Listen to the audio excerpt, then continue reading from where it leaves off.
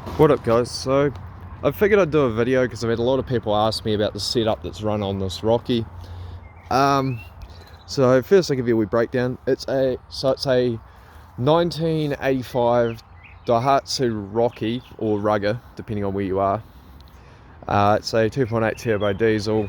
I've just done new alternator, new front wheel bearings. What else is new in here? New banjo, new braided banjo lines, new regulator on it. So setup wise, the motor itself is stock standard. I haven't done anything to that.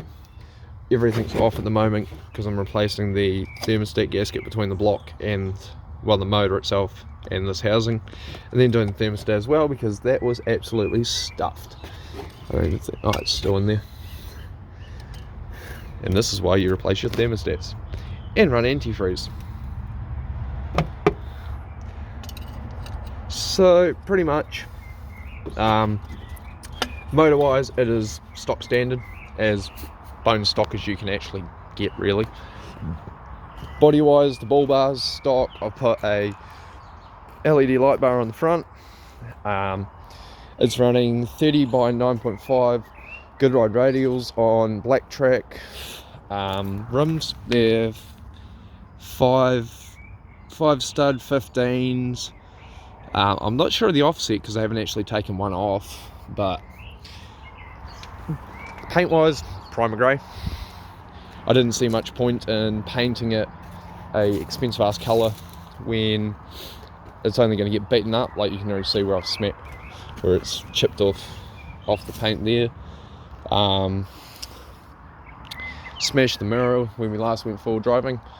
Roof racks, real common one again. So I've got two gutter mount roof racks for the basket.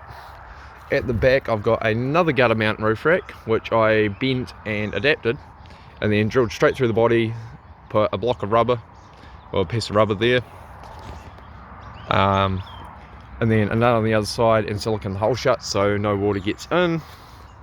Suspension wise, it's currently stock standard. At some point the plan is to put a 2-inch lift and 33s on it, but financial, so it runs, it drives, it goes through the mud. That's the point. Jack mount. This one here got a few people. So for the jack mount, we use the spare wheel carrier. We put longer lug nut lugs into it. We then got a second spare wheel carrier and cut it in half, pretty much. And that is my high lift jack mount. Put a chain and a key on it so no cunt can steal it on me. And yeah, it's always on the back. Every week I walk out and give it a squirt silicone spray to stop it seizing up. But yeah. Interior, what do we got? So interior, stock as hell. Parts for this in New Zealand are killer hard to find. So as I find them in Aussie and people are willing to ship over, I buy them. But things like that driver's door card was absolutely stuffed, so I cut a piece of MDF and then cut the holes in it and mounted that up with the rivet gun. This one, original. That one, made in the shed in 20 minutes. Interior wise, it's actually pretty clean for a four-wheel drive. There's minimal, like no rust in the floors, all the gauges work, all the warning lights work. Things like, I've added a radio holder. I don't think, no, the radio's not in here, but give you sort of an idea of how it's meant to go. And done. Your radio clips in there. I only use handheld radios simply for the fact that they're removable, and this truck doesn't have a lot of room. Like, I thought about putting one under here, or in, when I buy a DIN one, putting one in the DIN slot, but I'll open the back doors. Oh, it's also got, this is one thing I like about how I set up the roof rack, is it still opens and clears. So in summer, we're sweet.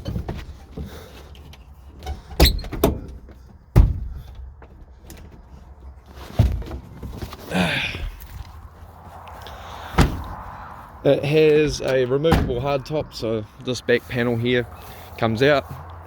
I want to buy a second back door and pretty much cut at that body line through there, so that when I take top off in summer, I can have a ute style with the bench seat in the back for the boys to be in while I'm driving around and shit. But it's got a bit of room in the back.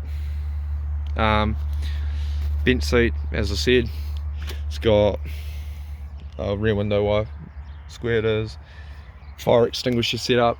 I mounted a LED light strip up there, so there's actually light in the back, because the only light is way up the front. And when you're in the back trying to roll smoke or do something, or trying to get tools out, it's impossible to see. So that's pretty much it. Stock standard. Diff wise, it's factory open diffs all round. They did come limited slip in some countries, but if you can find a limited slip for one, let me know, because I'm wanting them. You can buy diff locks, so you can buy, well, I rephrase it, you can buy an air locker set up for them. It's $1,000 per locker, so I'll be looking at $2,000 for diff locks. A 2-inch lift kit, I'm looking at around $1,000, $1,300. 2-inch lifting blocks, I'm looking at $130. And then tyres, I'll probably run Good Ride radials, or I was looking at 33-inch Lake Seas, which again, they're all pretty much the same price, so I'll be around $1,500 on tyres, even though these tyres are brand new. But bigger is better.